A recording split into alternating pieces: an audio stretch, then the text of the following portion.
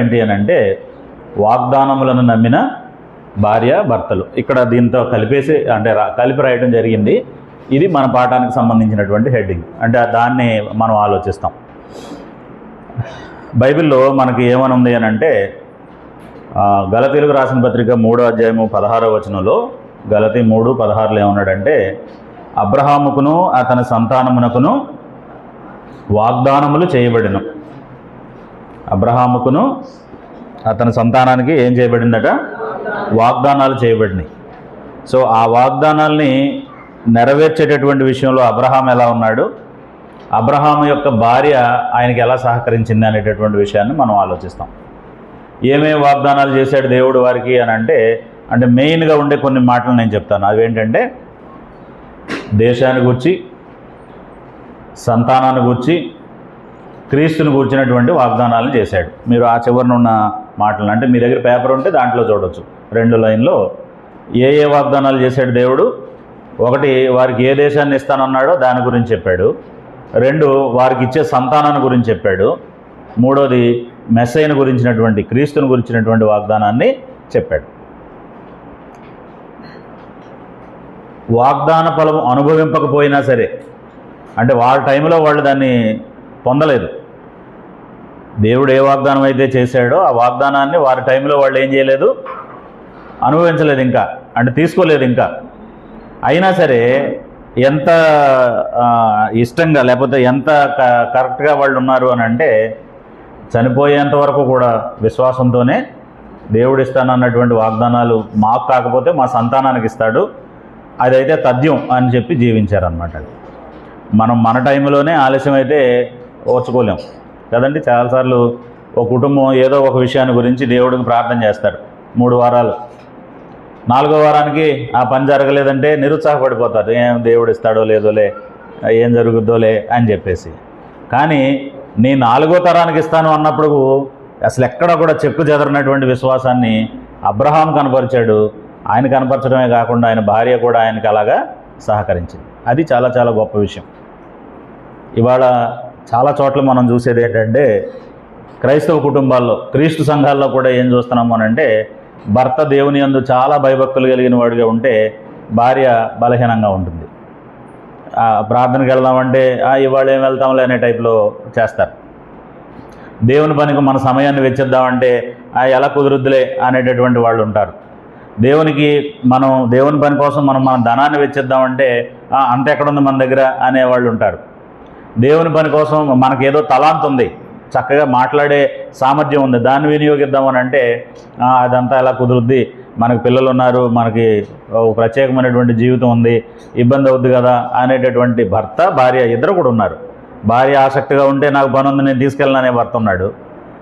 భర్త ఆసక్తిగా ఉంటే నేను రాను నాకు తలనొప్పుగా ఉందని మాన్పించేసేటటువంటి భార్యలు కూడా ఉన్నారు. కాబట్టి మనం మొట్టమొదట విశ్వాసులకు తండ్రి అని అబ్రహాం అనిపించుకున్నాడు, విశ్వాసురాండ్రకు తల్లి అని శారా అనిపించుకుంది. ఈ మాటలు వాళ్ళకు ఊరికనే రాలా. ఆయన ఎవరు అంటారు చూసారా, లలిత జ్యువెలరీస్ ఆయన, డబ్బులు ఎవరికి ఊరికే రావని.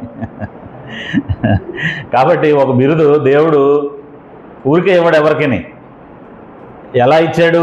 అబ్రహాముని విశ్వాసులకు తండ్రి అని ఎందుకన్నాడు, శారాని విశ్వాసురాండ్రకు తల్లి అని ఎందుకన్నాడు అని అంటే ఎందుకన్నాడో ఇవాళ పాఠం తర్వాత మనకు అర్థమవుతుంది. దేవుడు చేసినటువంటి వాగ్దానాలని వాళ్ళు నమ్మారు. ఎంత నమ్మారు అని అంటే అక్కడ వాళ్ళ జీవితాన్ని ప్రారంభించి చనిపోయే వరకు కూడా ఆ నమ్మకంతో కొనసాగారు. మనం ఏదైనా ఒక విషయాన్ని ఒక 5 సంవత్సరాలు నమ్మిన తర్వాత మనసు మార్చుకుంటాం, అప్పుడు నమ్మినంత నమ్మం కదండి. ఇప్పుడు మనం బాప్తిసం పొందినప్పుడు ఉన్నంత స్పిరిట్ మనకి ఇప్పుడు ఉందా? చాలామందికి బాప్తిసం పొందిన రోజుల్లో ఉన్న అంత ఆసక్తి, ఆత్మీయత ఇప్పుడు ఉందా అంటే లేదు, తగ్గుతుంది. కొంతమందికి పెరుగుతుంది. సో కాబట్టి మనం ఇక్కడ ఆలోచించవలసింది ఏంటంటే చనిపోయే వరకు విశ్వాసం కలిగే ఉండటం. హెబ్రీ 11:13 ఆ మాట ఉంటుందండి. అబ్రహాం ఇస్సాకు యాకోబుల గురించి చెబుతూ ఏమన్నాడంటే వీరందరూ కూడా వాగ్దాన ఫలం అనుభవింపకపోయినప్పటికీ కూడా ఏం చేశారట?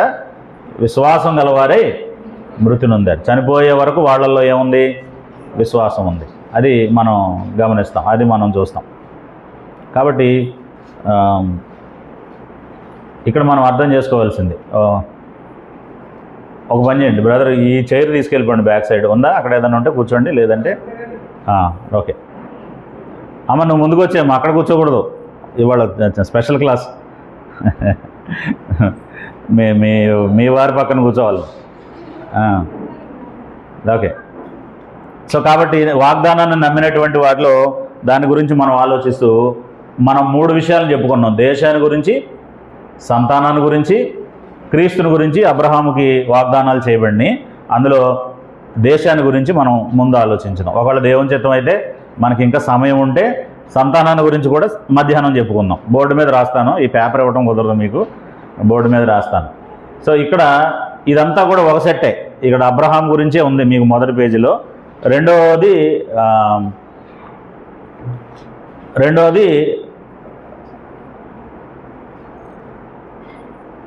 శారా గురించి బ్యాక్ సైడ్ ఉంది, అంటే మీకు ఇచ్చిన పేపర్లో వెనక ఉంది.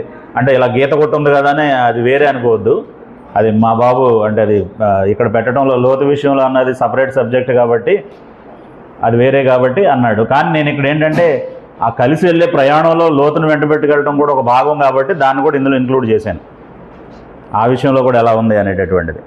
సో మొట్టమొదట అసలు అబ్రహాము కుటుంబం యొక్క నేపథ్యం ఎలాంటిది, కుటుంబ సభ్యులు ఎలాంటి వాళ్ళు, మీలో ఎవరికైనా తెలిస్తే ఒక మాట చెప్పండి నాకు దాని గురించి. అబ్రహాము కుటుంబం ఎలాంటిది అంటే తల్లిదండ్రులు, వాళ్ళ పితరులు, వీళ్ళందరూ కూడా ఎలాంటి వాళ్ళు అని అంటే బహుదేవత ఆరాధన చేసేవాళ్ళు, ప్యాగన్ గాడ్స్ని వర్షిప్ చేసేవాళ్ళు, బహుదేవత ఆరాధన చేసేవాళ్ళు. అంటే మనకి యెహోషువ గ్రంథం 24వ అధ్యాయంలో ఉన్న మాట ఏంటంటే నది యూఫ్రటీస్ వద్దరిని ఇతర దేవతలను పూజించేవారు. అట్ ద సేమ్ టైం అంటే అదే సమయంలో ఎవరు కూడా తెలుసు వాళ్ళకి, యెహోవా దేవుడి గురించి కూడా తెలుసు. దాన్ని కూడా పాటించేటటువంటి వ్యక్తులు వాళ్ళు. అప్పుడు దేవుడు దాన్ని ఇష్టపడ్డాం. మనకి అలాగైతే ఈ సమాజం అంతా క్వాలిఫై అయిపోద్ది. మీరు ఎప్పుడైనా ఎక్కడికైనా వెళ్ళండి, బట్టల షాప్కి వెళ్ళండి, బట్టల షాప్ వాళ్ళు సాయిబాబా ఫోటో ప్రింట్ చేస్తారు, క్యాలెండరు, కొత్త సంవత్సరం, కృష్ణుడిది, రాముడిది, తర్వాత శివుడిది, లేకపోతే లక్ష్మీదేవిది, ఇట్లాగ దేవతలు దేవుళ్ళు అనబడే వాళ్ళు అందరే ప్రింట్ చేస్తారు. వాటితో పాటు యేసుప్రభుది కూడా చేస్తారు. చేసి మీరు మాట్లాడే తీరును బట్టి మీరెవరో వాళ్ళకి అర్థమైన దాన్ని బట్టి మీకు ఏమిస్తారు, మీరెవరో ఆ క్యాలెండర్ మీకు ఇస్తారు, యేసుప్రభు క్యాలెండర్ మీకు ఇస్తారు, మీరు వద్దనరని. మీరు క్రిస్టియన్స్ కదండి మీకు ఇది ఇస్తున్నామని చెప్పేసి అంటారు. అంటే మన దేశంలో మన మధ్యలో ఉండేటటువంటి విధానం ఎలా ఉంటుంది అని అంటే ఒక దేవుడు కాదు, బహుదేవత ఆరాధన, అంటే అనేక మంది దేవుళ్ళని కొలిచేటటువంటి సంస్కృతి ఇక్కడ ఉంది.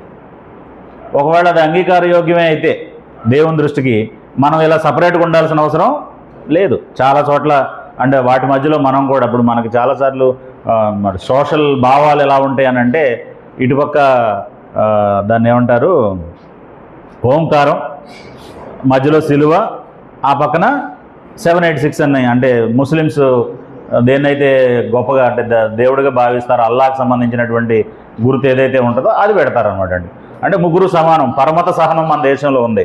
అంటే సెక్యులర్గా పరమత సహనం ఉంది మనకి. మనం ఈ దేశంలో మనం సెక్యులర్గా అంటే ప్రజాస్వామికంగా మనం ఎవరిని ఏం చేయకూడదు, ఇతర మతాలని దూషించకూడదు, ఇతర మతాలని కించపరచకూడదు, ఇతర మతాలని డైరెక్ట్గా కానీ ఇండైరెక్ట్గా కానీ ఏం చేయకూడదు, వాళ్ళకి ఇబ్బంది కలిగే విధంగా మాట్లాడకూడదు. అది సెక్యులర్ కంట్రీలో ఉండేటటువంటి విధానం. అది మనం పాటిస్తాం, డెఫినెట్గా పాటిస్తాం, పాటించాలి కూడా. ఇతర దేవతలను దూషణ మాటలు మాట్లాడే అధికారం దేవుడు కూడా మనకి ఇవ్వలేదు. సో కాబట్టి మనం ఏం చేయాలనంటే నువ్వేం నమ్ముతున్నావో అది ఎలా గొప్ప చెప్పాలంతే.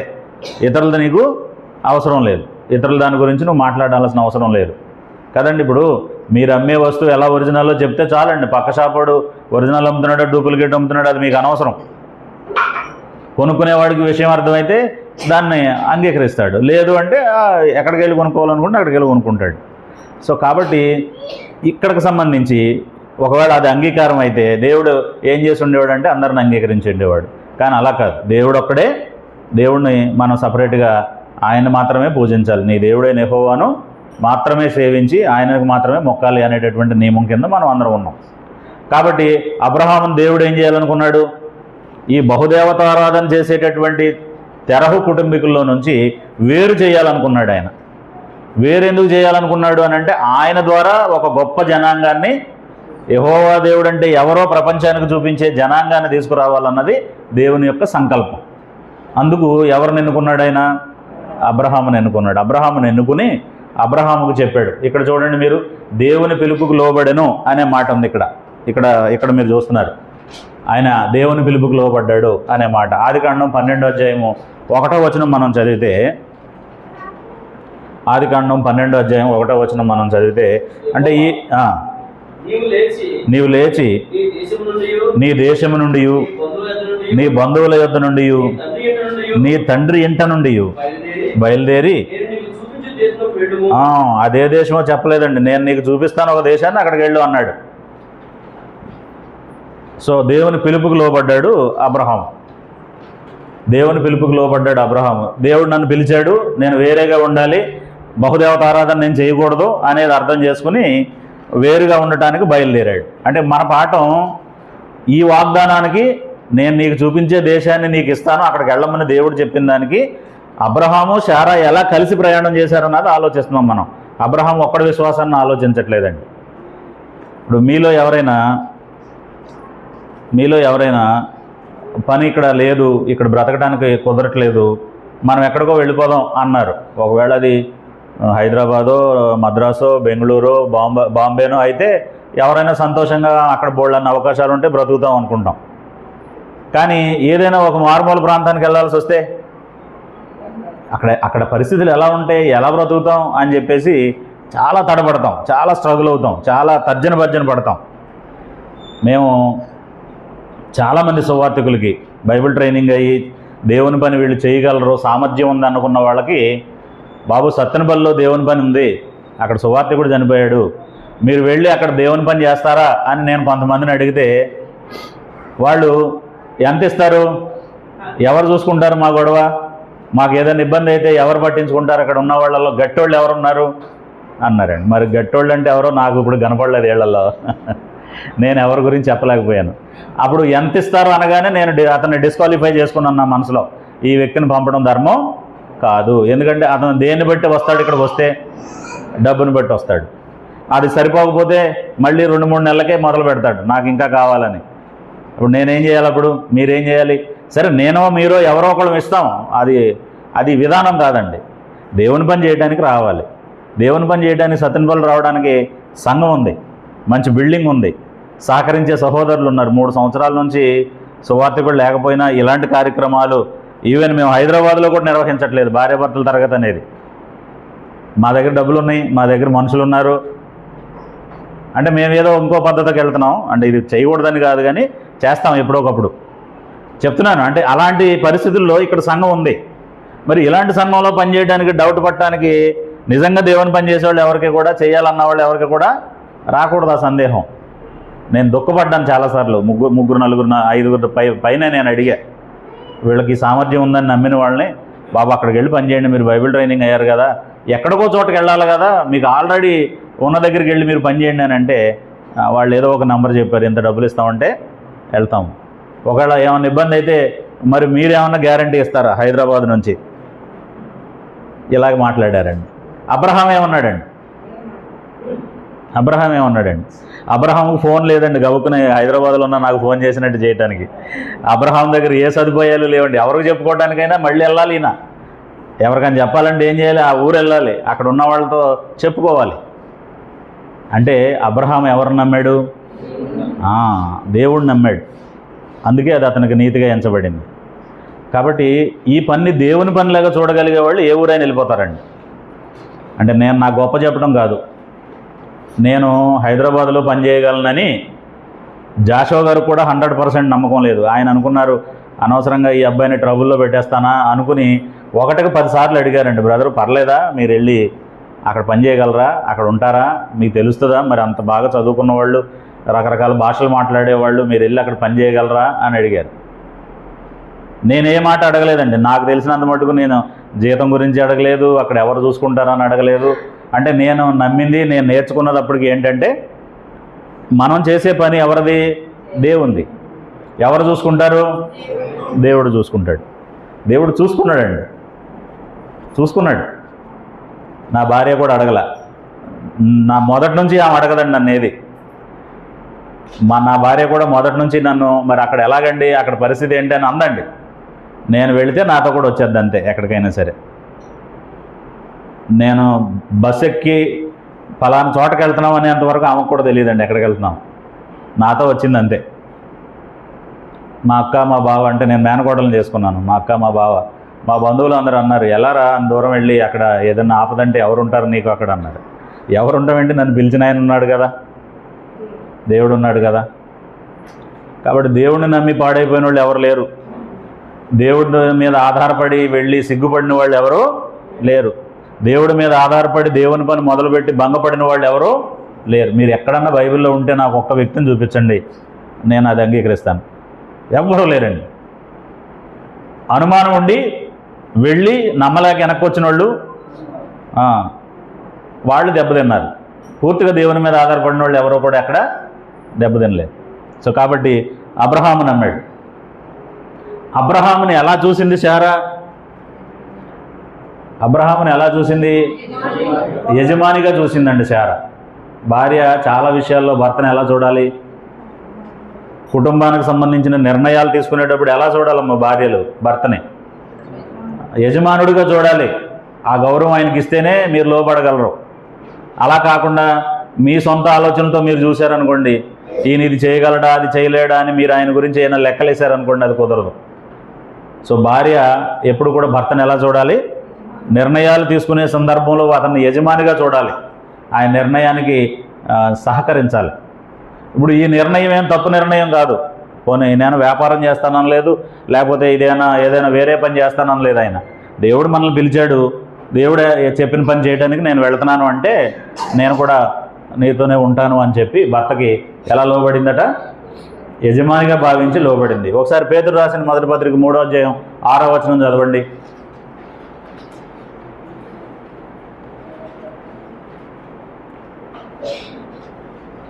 మొదటి పేతురు 3వ అధ్యాయం 6వ వచనం.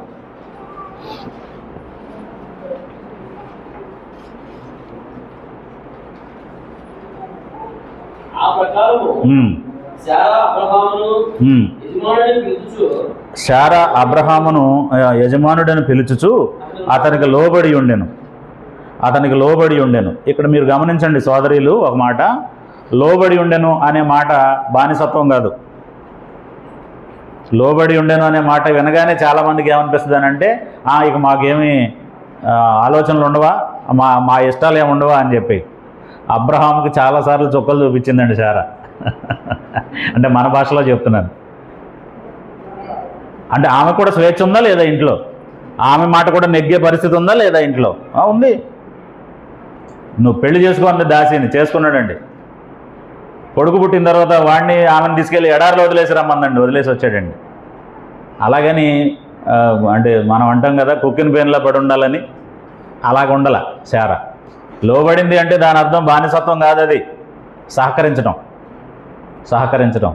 శారా ఉద్దేశాలు కూడా చాలా నెరవేరినాయి. శారా విషయాలను కూడా చాలా వాటిని గౌరవించాడు అబ్రహాం. కాబట్టి లోబడెను అనే మాటని అపార్థం చేసుకోవద్దండి సోదరులు ఎవరో కూడా. ఆ మాట చెప్పగానే ముఖాలు మాడిపోతాయి జనాలకి నార్మల్గా.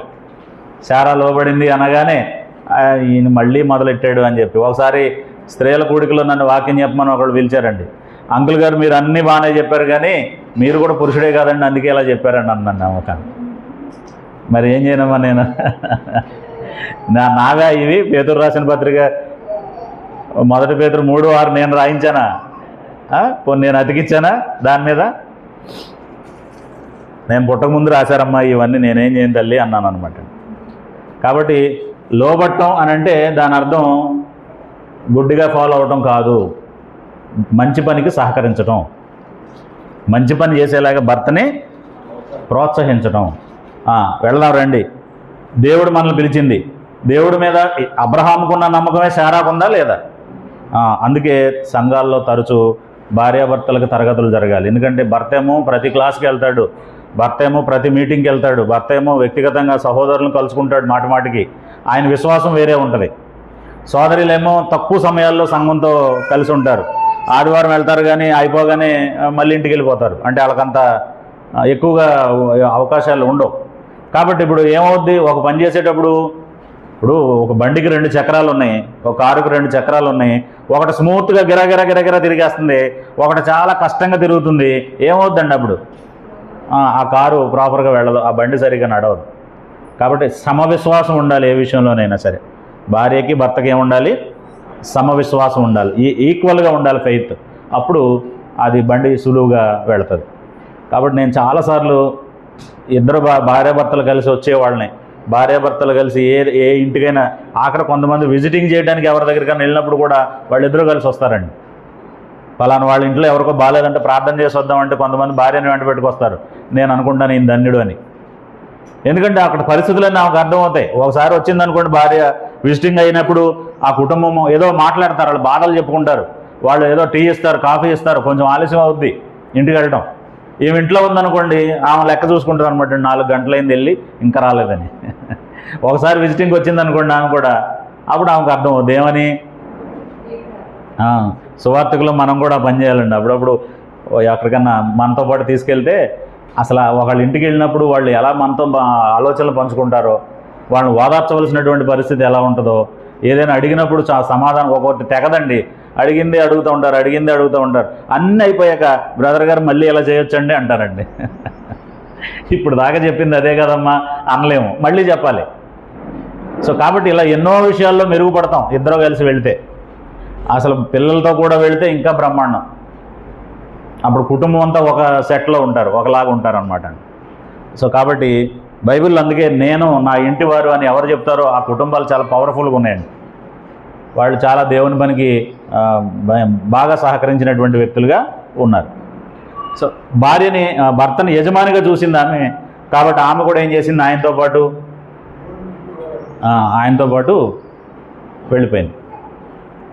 పాటు వెళ్ళిపోయింది.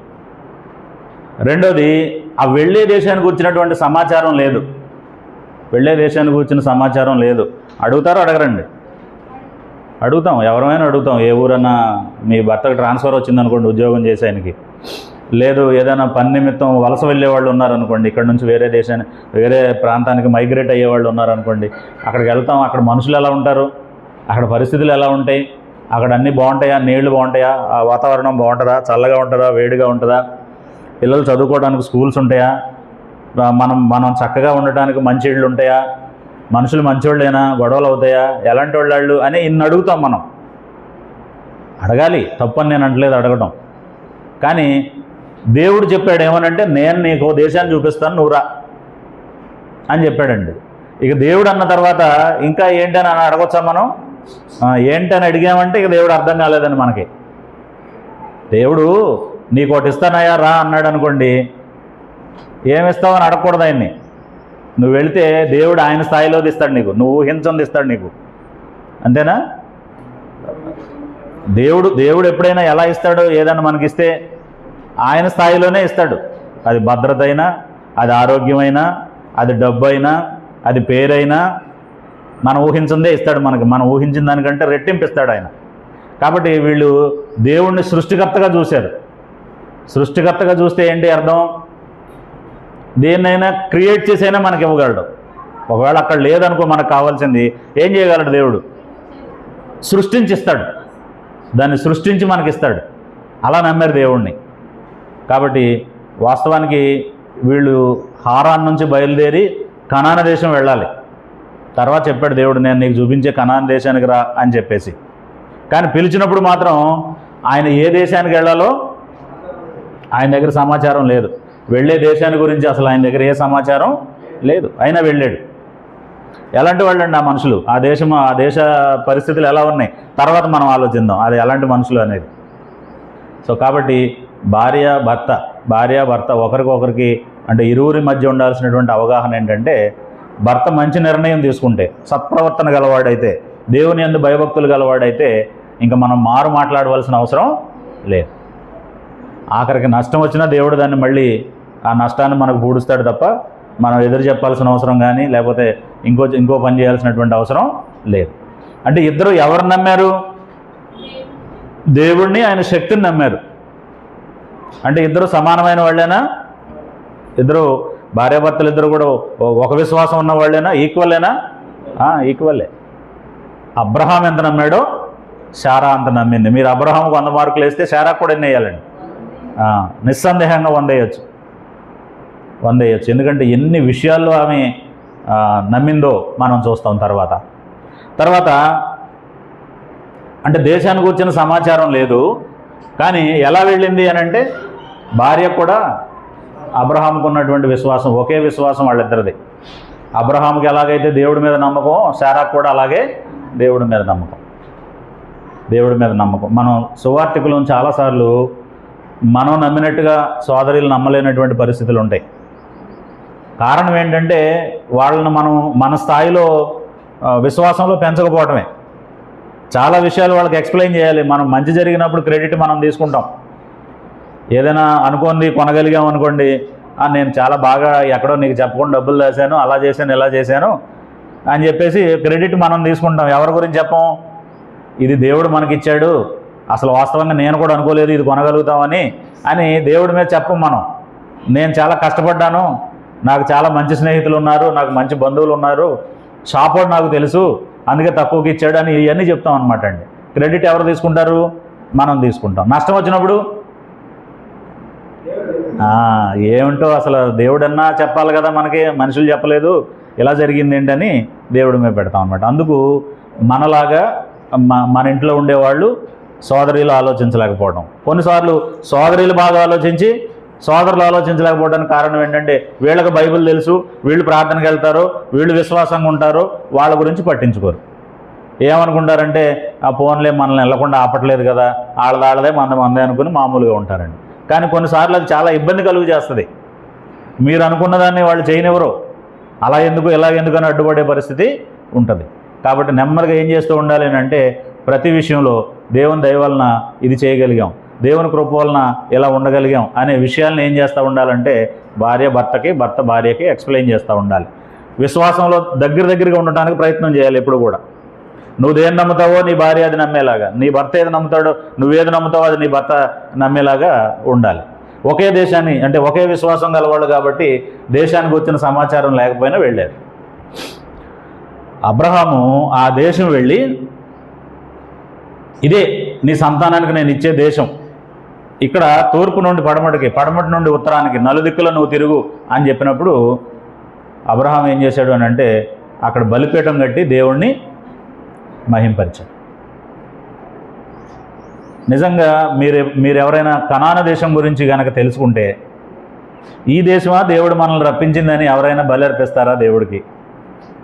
ఎలాంటి వాళ్ళు అండి అక్కడ మనుషులు? ఎలాంటి పరిస్థితులు ఉన్నాయి అక్కడ? అమ్మా మీకు చైర్స్ లేవా? కింద కూర్చున్నారు.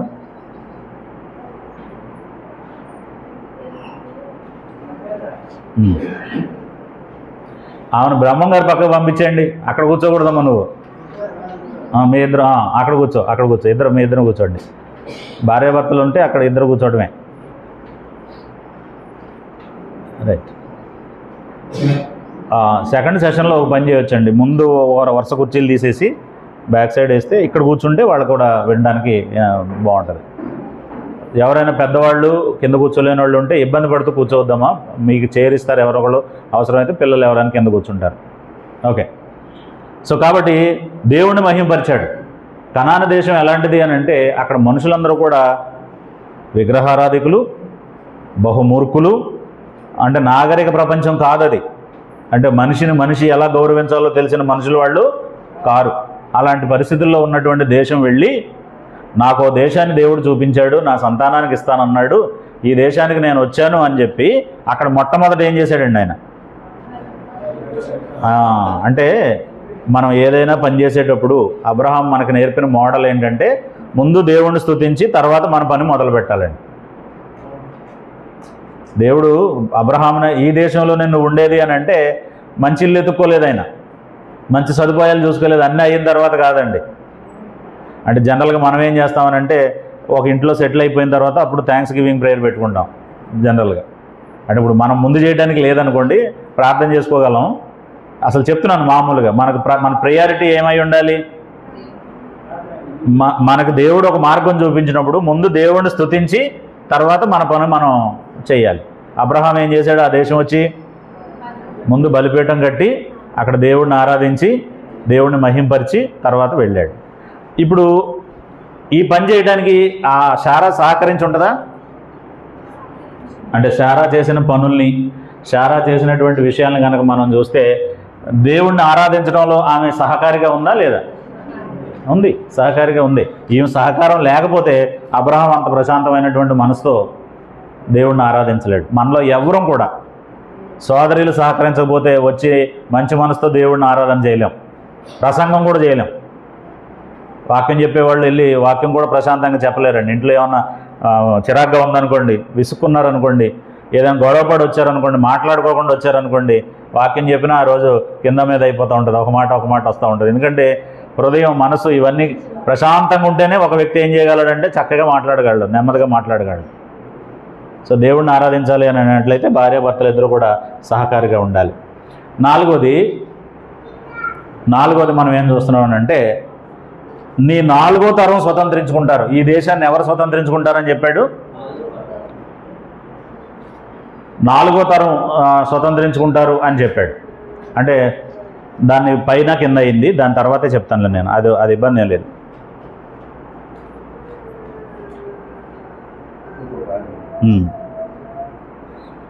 అది తర్వాత రాసినా పర్లేదు, అది ఇప్పుడు కాదు, నేను ఆర్డర్లోనే చెప్తున్నాను.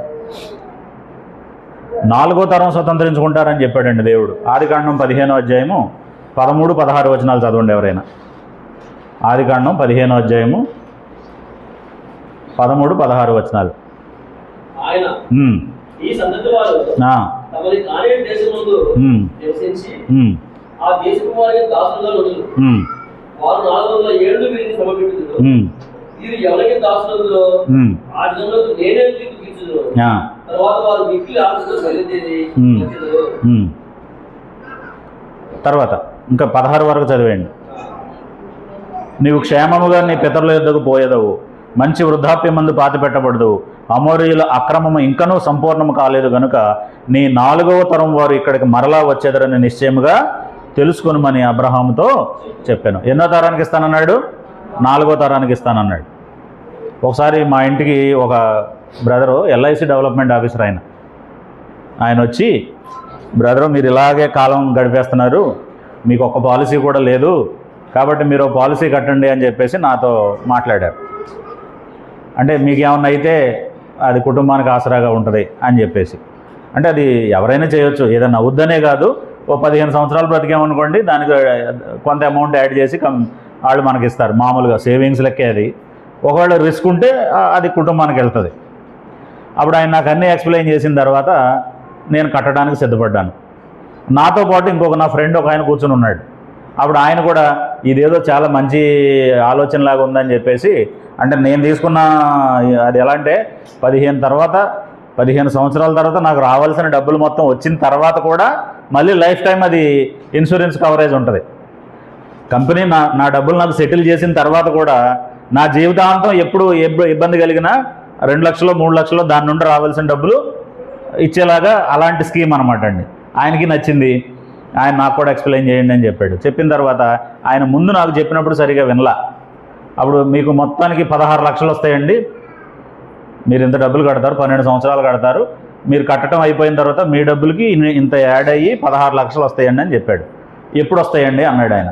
15 సంవత్సరాల తర్వాత అన్నాడండి ఆయన. 15 సంవత్సరాల తర్వాత రాజు అవడో మంత్రి అవడో నేను ఉంటానో ఉండునో నాకు ఎందుకంటే ఇది అని మానేశాడండి ఆయన కట్టడం. 15 సంవత్సరాలకే ఇంత కంగారు పడితే నువ్వు కట్టే ₹1,00,000కి 2 లక్షల రూపాయలకి, లేకపోతే 10 లక్షల రూపాయలకి మనం 15 సంవత్సరాలకే కంగారు పడితే మరి 4వ తరానికి ఇస్తాను అంటే ఎలా ఉండాలండి? నమ్మాడా అబ్రహాము? నీకు కాదు, నీ తర్వాత నీ 4వ తరానికి ఇస్తానన్నాడండి ఈ దేశాన్ని. మనవాళ్ళకి అంటే కొడుకు మనవడికి ఇంకొక కొడుకు పుడితే అప్పుడు 4వ తరం అయిందండి. 4వ తరానికి ఇస్తానన్నాడు. 4వ తరానికి ఇచ్చే దానికోసం ఇప్పుడు ఎలా ఉంటాం మనం? చేస్తాం కానీ ఏదో మొక్కుబడిగా చేస్తాం, అప్పుడప్పుడు చేస్తాం, గుర్తొచ్చినప్పుడల్లా చేస్తాం, అంతేనా? చాలా డెడికేటెడ్గా ఉంటామా? 4వ తరానికి ఇస్తానన్నా సరే ఇంత కూడా రవ్వంత విశ్వాసం తగ్గలేదు ఎవరిలో? అబ్రహాము. అప్పుడు ఒకవేళ మనం ఏదైనా మనకి తర్వాత ఎప్పుడో వస్తుంది అన్నాం అనుకోండి, ఇంట్లో వాళ్ళు ఏమంటారు జనరల్గా, ఇప్పుడప్పుడే రాని దానికి అప్పుడెప్పుడో దానికి ఎందుకంటే మీరు ఇంత శ్రమ పడుతున్నారు అని వాళ్ళైనా మనల్ని డిస్కరేజ్ చేస్తారు. సో ఇక్కడ అబ్రహాము ఎంత నమ్మాడో, అబ్రహాము ఎలా నమ్మాడో దానికి సమానంగా ఎవరు నమ్మారు? శారా నమ్మింది. శారా నమ్మింది. అప్పటికి దేవుడు పాదం పట్టేంత భూమి కూడా ఇవ్వలేదటండి ఆయనకి స్వాస్థ్యంగా. ఒకసారి మనం 7వ అధ్యాయము ఆ అపోస్తల కార్యాలు 5-6 వచనాలు మనం చదివితే స్టెఫన్ ఇలా ఆయన ప్రసంగంలో చెప్పాడు ఈ మాట. అబ్రహామును దేవుడు పిలిచి ఆయనకి ఇంకా స్వాస్థ్యంగా పాదం పట్టేంత భూమి కూడా ఇవ్వనప్పుడు అతను విశ్వాసం గలవాడై ఆ పని చేశాడు అనే మాటను చెప్పాడు.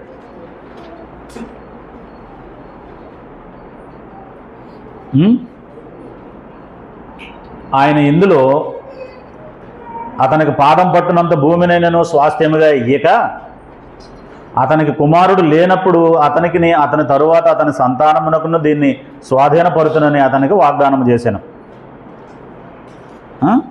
ఈ మాటలను ఎవరు నమ్మారు? అబ్రహాము నమ్మాడు. అబ్రహాముతో పాటు ఎవరు నమ్మారు? శారా కూడా నమ్మింది. 4వ తరానికి ఇచ్చినా పర్వాలేదు, ఇస్తానన్నవాడు ఎవరో దేవుడు, ఆయన మాట మార్చడం. ఇది అబ్రహాము శారాల విశ్వాసం. వీళ్ళు ఇంతగా నమ్మడానికి గల కారణం ఏంటి? దేవుడు ఏం చేశాడు వీళ్ళ కోసం అని అంటే, హెబ్రీయులకు రాసిన పత్రిక 6వ అధ్యాయంలో ఓర్పుతో వాగ్దానములను స్వతంత్రించుకున్న వారిని పోలి నడుచుకునుడి అని చెప్పాడండి హెబ్రీ గ్రంథకర్త. ఎలా స్వతంత్రించుకున్నారట వీళ్ళు వాగ్దానాల్ని? ఓర్పుతో. అంటే చాలా కాలం తర్వాత జరిగే దానికోసం ఇప్పుడు పనిచేయాలంటే మనకి ఎంతో ఓర్పు ఉండాలండి. ఇప్పుడు 30 రోజులు పనిచేస్తే నెల అయిపోతే జీతం వస్తుంది అనుకుంటే ఒకలాగా, జీతం 6 నెలలకు ఒకసారి వస్తుందంటే ఒకలాగా పనిచేస్తాం, సంవత్సరానికి ఒకసారి ఇస్తాడంటే ఒకలాగా పనిచేస్తాం, 5-6 సంవత్సరాల తర్వాత ఇస్తారంటే ఇంకా దారుణంగా ఉంటాం. కానీ ఇక్కడ ఓర్పుతో వాగ్దానాలను స్వతంత్రించుకున్నారు అనే మాటను మనం చూస్తాం. హెబ్రీయులకు రాసిన పత్రిక 6వ అధ్యాయం ఒకసారి చదువుదాం. హెబ్రీ 6:13 నుండి చదువుతున్నాను చూడండి, లేకపోతే 11 నుండి చదువుతున్నాను. మీరు మందులు కాక విశ్వాసము చేతను ఓర్పు చేతను వాగ్దానములను స్వతంత్రించుకున్న వారిని పోలి నడుచుకున్నట్లు మీలో ప్రతివాడును మీ నిరీక్షణ పరిపూర్ణమగు వరకు నిమిత్తము మీరు ఇదివరకు కనబరిచిన ఆసక్తిని తుదమట్టుకు కనబరచవలనని అపేక్షించుచున్నాము. దేవుడు అబ్రహాముకు వాగ్దానం చేసినప్పుడు తనకంటే ఏ గొప్పవాని తోడు అని ప్రమాణం చేయలేకపోయాను కనుక తన తోడు అని ప్రమాణం చేసి నిశ్చయముగా నేను నిన్ను ఆశీర్వదింతును, నిశ్చయముగా నేను నిన్ను విస్తరింపజేతును అని చెప్పాను. ఆ మాట నమ్మి అతడు ఓర్పుతో సహించి ఆ వాగ్దాన ఫలము పొందెను. దేవుడంట ఒట్టు పెట్టుకున్నాడటండి. ఎవరికి వాగ్దానం చేసినప్పుడు? అబ్రహాముకు వాగ్దానం చేసినప్పుడు ఒట్టు పెట్టుకున్నాడటండి. ఏమని? నీ సంతానాన్ని నేను ఆశీర్వదిస్తాను, నీ సంతానానికి ఇది ఇస్తాను అని చెప్పి నా తోడు అని ప్రమాణం చేశాడట. ఆయనకంటే గొప్పవాళ్ళు ఎవరున్నారు? ఇప్పుడు మనం అనుకోండి గాడ్ ప్రామిస్ అంటాం, మనకంటే గొప్పవాడు దేవుడు. మనకంటే గొప్పగా తల్లి మదర్ ప్రామిస్ అంటాం. ఇంకా ఆయనకంటే ఇంకా గొప్ప ఎవరున్నారు? దేవుడి కంటే ఎవరు లేరుగా. అందుకు నా తోడు అని ప్రమాణం చేశాడట. దేవుడే అబద్ధం ఆడు, కొట్టేస్తే ఇంక అసలే అబద్ధం ఆడు. కాబట్టి అంత నమ్మాడు అనమాట అండి అబ్రహాం, అంత నమ్మాడు అనమాట అండి అబ్రహాం. కాబట్టి పాదం పట్టేంత భూమి కూడా ఇంకా ఆయన పొందక మునిపే ఏమని నమ్మాడటండి. ఏం చేశాడట? అతను విశ్వాసం కలిగి నమ్మాడు. ఆయన నమ్మడంతో ఎవరు కూడా నమ్మారు అంటే ఇప్పుడు 4వ పాయింట్లో మనం ఏం చూస్తున్నామంటే భర్తను పిలిచిన దేవునిపై అపారమైన నమ్మకం ఎవరికి కూడా ఉంది అంటే ఇక్కడ భర్త మీద నమ్మకం ఉంది. ఈయనేమి ఏ పని పడితే ఆ పని చేయడు, ఉపయోగం లేని పనులు ఏం చేయడు అనే అలాంటిదేం లేదు. భర్త మీద అపారమైన నమ్మకం ఉంది. దానితో పాటు ఆయన నమ్మిన దేవుని గురించి కూడా ఆయనకున్నంత నమ్మకం ఉంది, అబ్రహాముకున్నంత నమ్మకం ఉంది ఆమెకి. కాబట్టి మనం మన సంతానానికి దేవుడు గ్యారంటీకి ఇస్తాడు. మనం ఇలాగే విశ్వాసంగా ముందు కొనసాగుదామని ఆయన ఎక్కడికి వెళ్తే అక్కడికి ఆమె వెళ్ళినట్టుగా మనం చూస్తాం. తర్వాత మనం ఈయన గురించి మరి ఇంకొక విషయాన్ని ఆలోచిస్తే అబ్రహాము శారా గురించి అర్థం చేసుకున్నది ఏంటి అని అంటే శారా నన్ను అపార్థం చేసుకోదు అని నమ్మాడండి. జనరల్గా ఏదైనా ఇచ్చే విషయం అయితే మనం ఎక్సైటింగ్గా చెబుతాం. ఇప్పుడు ఉదాహరణకి తీసుకెళ్ళి నీకు చీరలు షాపుకి తీసుకెళ్ళి నీకు చీరలు కొనిస్తాను అన్నదైతే భర్త ఎలా చెప్తాడండి? భార్యకి ఎలా చెప్తాడు? డల్గా చెప్తాడా? చాలా అసలు ఏదో ప్రపంచంలో ఎవరో చేయని పని చేస్తున్న వాళ్ళలాగా రా నేను షాపుకి తీసుకెళ్తాను, నీకేం కావాలో కొనుక్కుంది కానీ అంటాడండి. డబ్బులు లేవు, మనం ఆ పని చేయక తప్పదు, నీ దగ్గరుండే బంగారం ఇవ్వు, బ్యాంకులో కొదువు పెట్టి కొన్ని డబ్బులు తెచ్చి మన పని అయిపోయిన తర్వాత నేను విడిపిస్తాను అని అడగడానికి భర్త ఎలా ఉంటాడండి? సందేహిస్తాడా లేదా? ఆమె నన్ను అర్థం చేసుకుంటుందో అపార్థం చేసుకుంటుందో, నువ్వు నాకు బంగారం కొనివ్వకపోగా నా బంగారం పట్టుకెళ్ళి తాకట్టు పెడతావా అంటదేమో అని భయం వేస్తుందా? ఇదండి.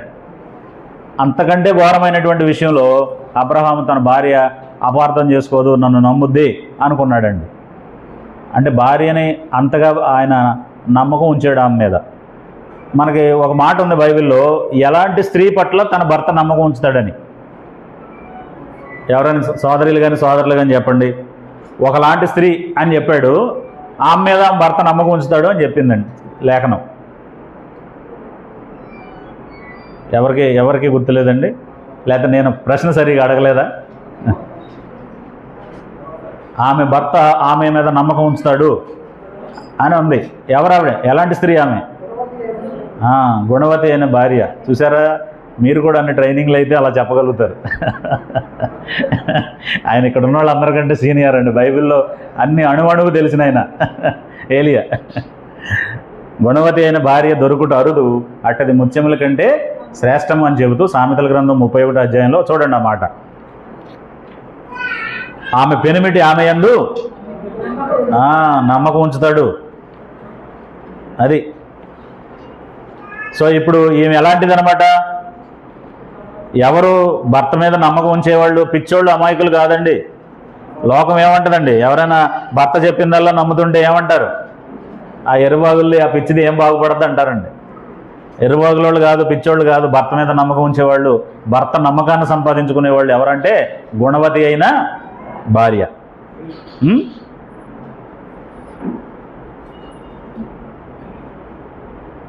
11వ వచనంలో ఆ మాటను చూడండి, 31:11. ఆమె పెనిమిటి ఆమె యందు నమ్మిక ఉంచును. అలాగే ఇప్పుడు శారా మీద ఆయనకి ఎంత నమ్మకం ఉందని అంటే, నా భార్యను నేను ఏది అడిగినా నన్ను అపార్థం చేసుకోదనుకుని మనం దేశం కాని దేశం వచ్చాం. ఇక్కడ మనుషులందరూ కూడా దుర్మార్గులు. ఈ దుర్మార్గులైనటువంటి మనుషులు మనం బ్రతకాలి అని అన్నట్లయితే, నేను నిన్ను నా చెల్లెలని చెప్తాను, నా చెల్లెలని చెప్తాను, నా భార్య అని చెప్పకుండా ఏమని చెప్తాను? నా చెల్లెలని చెప్తాను అని అంటే, సరే అలాగే మీరు కానివ్వండి, మీరు ఎలా చెప్తే అలాగే ఓకే అందనమాట అండి. అలా చెప్తాను అంటే జనరల్గా ఎవరైనా భార్య అపార్థం చేసుకుంటుందా అర్థం చేసుకుంటుందా? అంటే ఏ భర్తకైనా డౌట్ వస్తుందా ఈమె నన్ను ఏమనుకుంటుందో అని?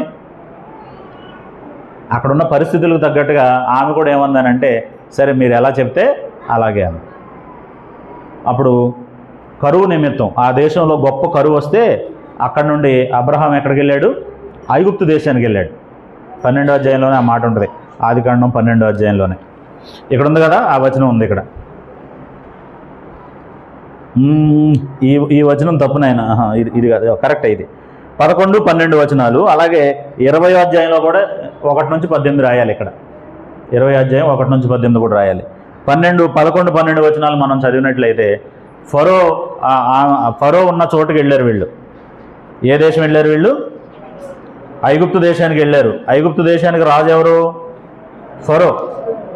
అప్పుడు ఫరో ముందు చాలామంది, శారా చాలా అందంగా ఉంటుంది, ఒక గొప్ప, అంటే ఇద్దరు వచ్చారు, ఎవరో మన దేశం అన్నా చెల్లెళ్ళంట, ఆ స్త్రీ చాలా అందంగా ఉంది అని చెప్పి పొగిడారు.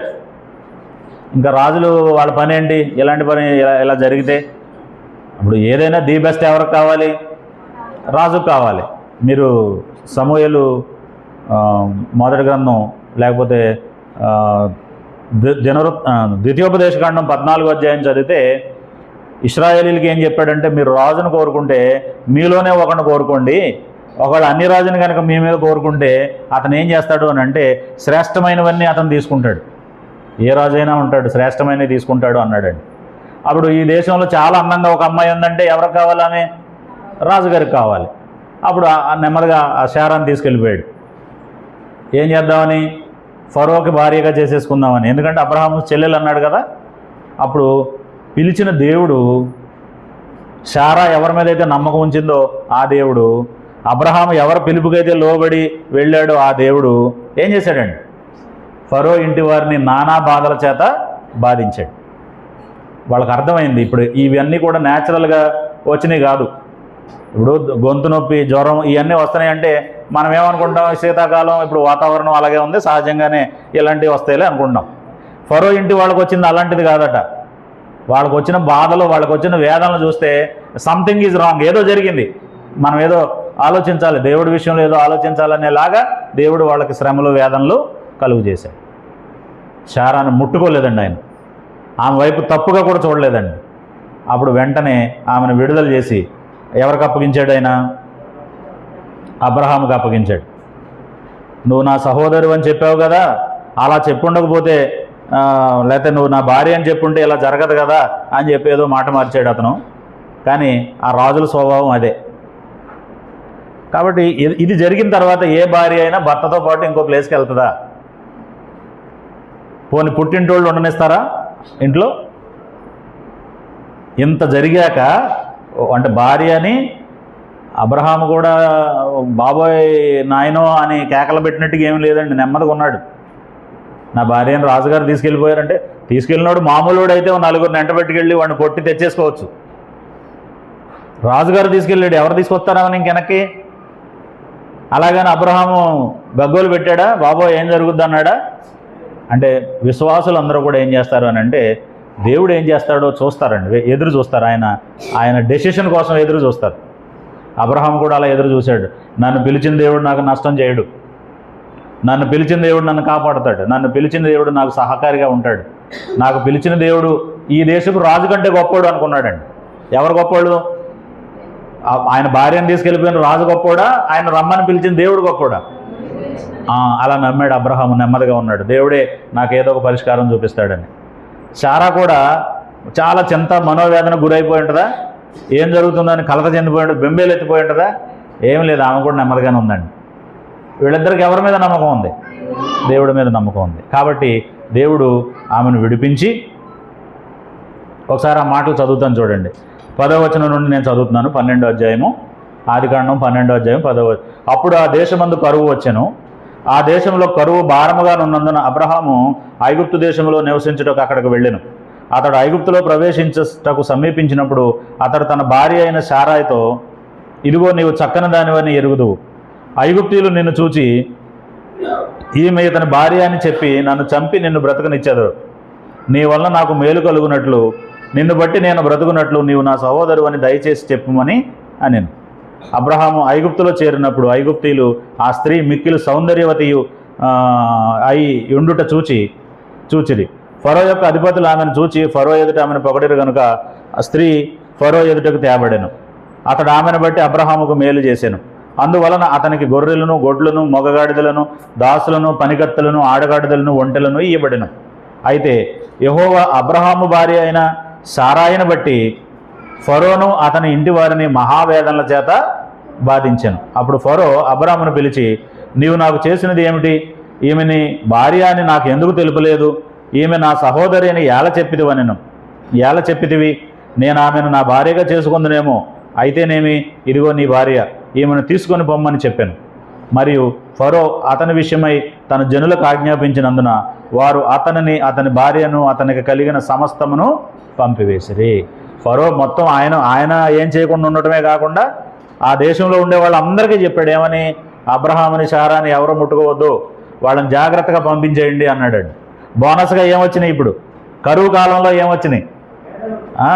అక్కడ అంటే వీళ్ళకి వేదనలు వచ్చినాయి, అబ్రహాంకి ఏమొచ్చినాయి? ఆయనకు బోల్డంత ఆస్తి వచ్చిందండి. ఫరో ఆమెను బట్టి, శారాను బట్టి ఆ బోల్డని కానుకలు ఆయనకి ఇచ్చాడు. సో ఇదంతా జరుగుతున్నప్పుడు ఏ భర్త అయినా సరే ఇలాంటి విషయాన్ని తన భార్యకు చెప్పడానికి అంటే మామూలుగా ఆలోచిస్తాడా? సంశయిస్తాడా? చెప్తాడా? సంశయిస్తాడు. ఏ భర్త అయినా సరే సంశయిస్తాడు. కానీ మంచి అవగాహన కలిగిన భార్యాభర్తలు అయితే ఏం చేస్తారంటే, నా భార్య నన్ను అర్థం చేసుకుంటుంది, నేను ఏది అడిగినా నన్ను తప్పుగా అనుకోదు అనుకుని శారాకి ఏం చెప్పాడు? శారాని ఎలా అనుకున్నాడు? ఆయన నన్ను అపార్థం చేసుకోదు నా భార్య అనుకుని నా చెల్లెలు అని నేను చెప్తాను, నువ్వేమనొద్దు అన్నాడండి. అలాగే మీరు 20వ అధ్యాయం చదివితే ఆదికాండం, అక్కడ కూడా గెరారు దేశానికి వెళ్ళాడు అబ్రహాం. గెరారు దేశానికి వెళ్ళాడు, అక్కడ కూడా ఇలాగే జరిగింది. అప్పుడు అక్కడున్న గెరారు రాజు అయిన అబీమెలెకు అడిగాడు, అబ్రామా ఇదేంటి ఎలాంటి పని చేశావని అంటే, ఆయన అన్నమాట ఏంటంటే, ఈ దేశమందు దేవుని భయం ఎంత మాత్రం లేదు, దేవుని భయం ఎంత మాత్రం లేదు. ఆమె నిమిత్తం నన్ను చంపుదురు అనుకొని, ఇప్పుడు ఈ ఐగుప్తులోనూ లేదు దేవుని భయం, గెరారులోనూ లేదు దేవుని భయం. ఈ రెండు విషయాల్లో కూడా అబ్రహాము శారా తనను నమ్ముతుందని, శారా తన వెంట వస్తుందని చెప్పేసి అనుకున్నాడు. నా ప్రశ్న ఏంటంటే, ఐగుప్తులో జరిగిన సంఘటన తర్వాత ఏ భార్య అయినా అతని వెంట వెళ్తుందా? నువ్వు కాపాడలేవు, ఇది నీ వల్ల కాదు, ఇది మనం తిరగడానికి సరిపోయేది కాదు బాబు, నేను పడలేను ఈ రిస్కు, నేను వెళ్ళిపోతాను మా ఇంటికి, నువ్వేమన్నా దేవుడు పిలిచాడో ఏం చేసుకుంటావో నీ పని నువ్వు చేసుకో అంటదండి. మీకు ఐగుప్తు అంటే మామూలుగా హెబ్రీ స్త్రీల యొక్క, లేకపోతే దేవుని యందు భయభక్తులు కలిగినటువంటి స్త్రీల యొక్క ఉద్దేశాలను కనుక మీరు చూస్తే ఒక ఆమె అందండి అత్తగారితో, భర్త లేనప్పుడు కూడా అత్తగారితో అంది, ఏమని? నీ దేవుడే నా దేవుడు, నీ జనులే నా జనులు, నీ దేశమే నా దేశం, నువ్వు ఎక్కడ చనిపోయి పాతి పెట్టబడతావో అక్కడే నేను కూడా చనిపోయి పాతి పెట్టబడతాను అందండి. అది వాళ్ళ మధ్యలో ఉండే సంబంధం. కాబట్టి కష్టం రావచ్చు, శ్రమ రావచ్చు, ఆనందం కలగవచ్చు, గొప్ప చేయవచ్చు, తగ్గించబడవచ్చు, ఇవన్నీ జీవితంలో ఒక భాగం. ఇక్కడ నేను ఒక విషయం చెప్పదలుచుకున్నానండి. భార్యాభర్తలు ఇద్దరూ కలిసి పనిచేసేటప్పుడు కొన్ని రకాల ఇబ్బందులు వస్తాయి, కొన్ని రకాల ఆనందాలు కూడా వస్తాయి. ఇబ్బందులు వచ్చినప్పుడు కొంతమంది ఏం చేస్తారంటే వాళ్ళ జీవితాన్నే నాశనం చేసేసుకుంటారు ఆ ఇబ్బందిని బట్టి. ఏదో ఒక విషయంలో భర్త సరిగా ప్రవర్తించలా, భార్య సరిగా ప్రవర్తించలా, దాన్ని సరిచేయాలండి. ఏది ఏ విషయంలో సరిగా లేరో అది సరిచేయాలి.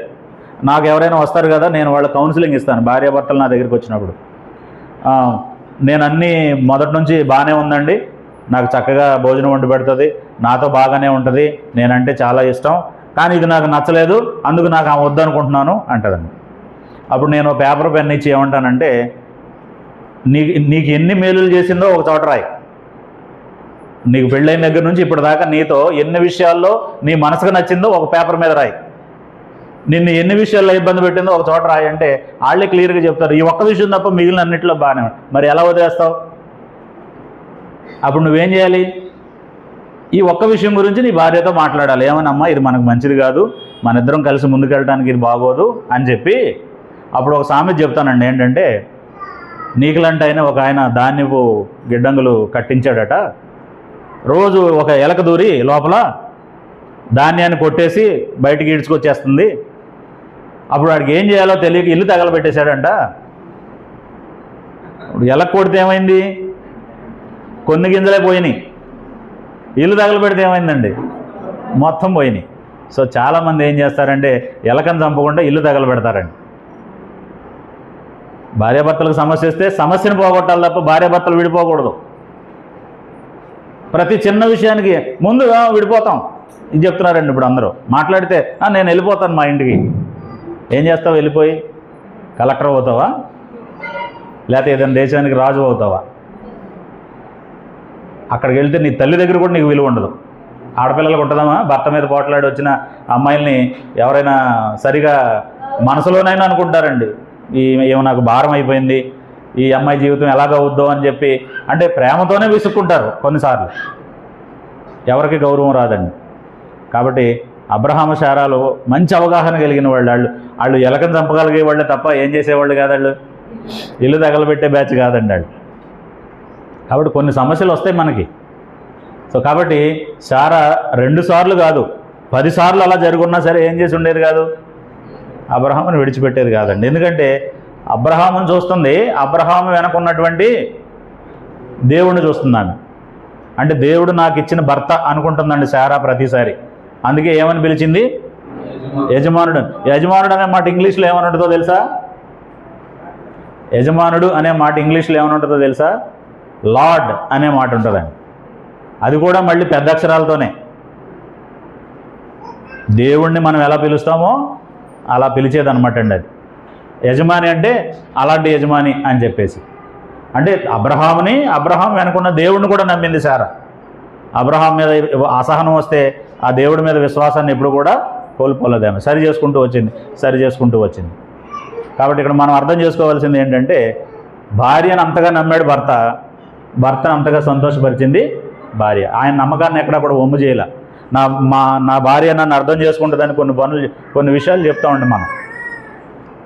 మనం. అంటే భార్యాభర్తల సంబంధం ఎలా ఉండాలని అంటే, నా స్నేహితులు చాలామంది ఉన్నారు. వాళ్ళల్లో ఒకళ్ళిద్దరు ఏం చేసేవారంటే, ఆ ఇంటికి డబ్బులు పంపిస్తే ఆవిడ ఊరుకునేది కాదండి. వాళ్ళ అమ్మ నాన్నకి కనుక ఈయన ఉద్యోగం చేసేవాడు, హైదరాబాద్లో ఉంటాడు, ఇంటికి డబ్బులు పంపిస్తే ఆవిడ ఊరుకోదు, ఆమెకు తెలియకుండా పంపాలి. అమ్మ ఫోన్ ఎవరిదో కొంచెం సైలెంట్లో పెట్టండి అమ్మ.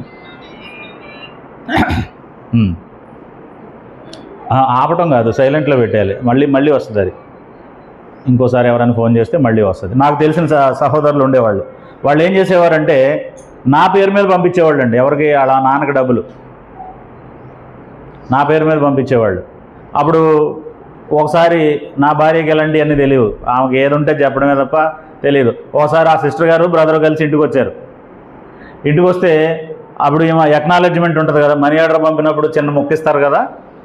సిస్టర్ గారు ఇదేదో బ్రదర్ రాసింది లాగా ఉందండి, ఈయనకు వచ్చిందని పట్టుకెళ్ళి ఆమెకి ఇచ్చిందండి. ఆమె కొంపలంటూ పోయినాయి. మామూలు ఇబ్బంది జరగలేదండి. అప్పుడు నేను వాళ్ళిద్దరిని కూర్చోబెట్టి చెప్పాను, అసలు ఏంటమ్మా ఈ సంబంధం, వాళ్ళ నాన్నకు పంపిస్తే నీకేంటి ఇబ్బంది, నీకు సరిపోవట్లేదా? వాళ్ళిద్దరు ఉద్యోగం చేస్తారండి. భార్య ఉద్యోగం చేస్తుంది, భర్త ఉద్యోగం చేస్తాడు. ఈ మధ్యకాలంలో నేను గమనించినంత మటుకు ఇలాంటి ఇబ్బందులు ఆడపిల్లలు ఎక్కువ చేస్తున్నారండి. తల్లిదండ్రులు సన్మానించమన్నాడు కదా అంకులు అని అడుగుతున్నారండి నన్ను. పెళ్ళైన తర్వాతట దేవుడు ఏమన్నాడు, తల్లిని తండ్రిని సన్మానించమన్నాడు కదా అంకులు అంటున్నారండి. ఆడపిల్లలు అడిగినప్పుడు వాళ్ళ ఉద్దేశం ఏంటంటే, వాళ్ళమ్మ నాన్న కాదండి, ఈవిడమ్మ నాన్న సన్మానించమన్నారని నాతో చెప్పించడానికి ప్రయత్నం చేస్తూ ఉంటారు. ముందు వాళ్ళమ్మ నాన్నే, పురుషుడు తల్లి తండ్రి ఎవరో వాళ్లే మొదట. ఎందుకంటే కొడుక్కి బాధ్యత ఉంటుందా లేదా? మీ ఇంట్లో మీకు ఇంకెవరో ఉంటారు, ఒకవేళ మగపిల్లలు లేరా, మీ భర్త అనుమతితో ఎంత ఇవ్వండి పర్వాలేదు. మీ భర్తకి చెప్పి మీ నాన్నని మీ అమ్మని చూసుకోవడానికి ఏ పనైనా చేయండి, మీరు మొత్తం ఇచ్చేయండి పర్వాలేదు, ఆయన మంచివాడైతే ఇస్తాడు కూడా అవసరం అనుకుంటే నేను అంటుంది. కానీ చాలాసార్లు ఇది ఎందుకో సరిగా అంటే మనుషులు అంటే దాన్ని అంగీకరించరు ఆడపిల్లలు. సో కాబట్టి అది చాలా దారుణం. క్రైస్తవ స్త్రీలు, క్రీస్తు సంఘ సభ్యురాలైనటువంటి వాళ్ళు కూడా మీ అమ్మా నాన్న చూడొద్దు అని ఎవరినన్నా ఇబ్బంది పెట్టారంటే ఇక అసలు వాళ్ళని మించినటువంటి దేవుడిని అపార్థం చేసుకున్న వాళ్ళు భూమి మీద ఇంకెవరూ లేరు. సో కాబట్టి అలాంటి ఇబ్బంది ఏం లేదు వీళ్ళిద్దరి మధ్యలో. ఆయన నమ్మాడు, నా భార్యకి నేను ఏం చెప్తే అది నన్ను అపార్థం చేసుకోదు అని చెప్పి. చాలామందికి భార్యకి చెప్పే ధైర్యం ఉండదండి, ఎందుకంటే ఆమె వ్యవహరించే విధానం. చాలామంది సహోదరులు వస్తారు హైదరాబాదు, వాళ్ళ అబ్బాయి దగ్గర ఒక రోజు ఉంటారు, నా దగ్గర 3 రోజులు ఉంటారండి. ఏమంటే మా కోడలకి ఇష్టం ఉండదండి నేను ఉంటాం, మీ దగ్గర అయితే హాయిగా ఉంటానండి బ్రదర్ అంటే. నా దగ్గర ఎన్ని రోజులైనా ఉండండి, కానీ ఇది ఎంతకాలం నేను మాట్లాడినా మీ అమ్మాయితో మీ కోడలతో అంటానండి. కొంతమంది మాట్లాడండి అంటే మాట్లాడితే సెట్ అవుతారు, కొంతమంది ప్రార్థనకు రాని వాళ్ళు అయితే వాళ్ళకి ఇష్టం ఉండదు మాట్లాడటం. మీరు అలాగే చెప్తారండి, ఆయన మీ ఫ్రెండ్ కాబట్టి అని చెప్తారనమాట. కాబట్టి ఎప్పుడు కూడా ఒక భర్త ఎంత నమ్మాలి భార్యని, నేను ఎటువంటి విషయం చెప్పినా నా భార్య అర్థం చేసుకుంటుంది, నాకు సపోర్ట్గా ఉంటుంది. ఒకవేళ తప్పు అయితే క్షమాపణ అడుగుతాను. సో నేనే సిస్టర్ గారికి ఏదైనా దాచిపెట్టాను అనుకోండి, చెప్పకూడదు ఏదైనా చెప్పాను అనుకోండి, ఆమె అర్థం చేసుకున్న తర్వాత నేనేం చేస్తాను, ఆమెకి నేను అలా ఉండకూడదు, అలా జరిగిపోయింది, నన్ను క్షమించు అని ఆమెను అడిగితే ఆమె ఏమనాలి, అలాగేనండి ఇక ఎప్పుడు చేయకండి, అలాగా ఇంకేమి దాచిపెట్టకండి నా దగ్గర అని చెప్పాలన్నమాట అండి. అప్పుడు భార్యాభర్తలు ఇద్దరు అన్యోన్యంగా ఉంటారు. నువ్వు ఇంత దుర్మార్గుడు అనుకోలేదు, ఇప్పుడు వదిలేస్తాను నిన్ను అనకూడదండి. ఏ భార్య అనకూడదు అలాగా, ఏ భర్త అనకూడదు అలాగా. ఏక శరీరం అన్నాడండి వాళ్ళిద్దరిని. భార్యాభర్తలు ఇద్దరు కూడా ఏంటట, ఏక శరీరం.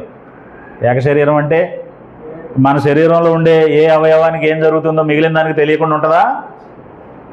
కాలుకు నొప్పి వస్తే తల అనుకుంటుందా, దాని బాధ అది పడతలే నాకెందుకని మనకు అస్తమాట చెప్తూ ఉంటుంది, కాలు నొప్పి వస్తుంది, కాలు నొప్పి వస్తుంది, కాలు నొప్పి వస్తుందని. డాక్టర్ దగ్గరికి వెళ్ళిన దాకా వదిలిపెట్టదండి ఇది. మన శరీరంలో అవయవాలు అలా కోఆర్డినేట్ చేసుకుంటే ఒకదానికొకటి. మరి భార్యాభర్తలు ఇద్దరు ఏక శరీరం అయితే వాళ్ళు ఎలా ఉండాలండి? అలాగే ఉండాలి, ఒకరికొకరికి తెలియకుండా ఏమి ఉండకూడదు, అరమరికలు లేకుండా ఉండాలి. కాబట్టి నా భార్య నన్ను నమ్ముద్ది అని అబ్రహాం అనుకున్నాడు, నమ్మింది. శారా అబ్రహాంని అర్థం చేసుకుంది, అబ్రహాం వెంట అబ్రహాంని, అబ్రహాం యొక్క దేవుడిని కూడా నమ్మింది. ఆమె భర్తను పిలిచిన దేవుడి మీద కూడా ఆవిడ నమ్మకం పెట్టుకుంది. తర్వాత మనం చూస్తే లోతు విషయాన్ని మనం ఒకసారి ఆలోచించుదాం. బ్రేక్ కావాలా? రైట్, టీ బ్రేక్ అటండి, మళ్ళీ త్వరగా వచ్చేద్దాం. 1 గంటలోపు వచ్చేయడానికి ప్రయత్నం చేయండి. 12:45 అయింది, 1 గంటలోపు వచ్చేయడానికి ప్రయత్నం చేయండి. ఇలాగే ఇచ్చేయండి, లేకపోతే టీ తాగని వాళ్ళు ఎవరైనా పాట పాడండి.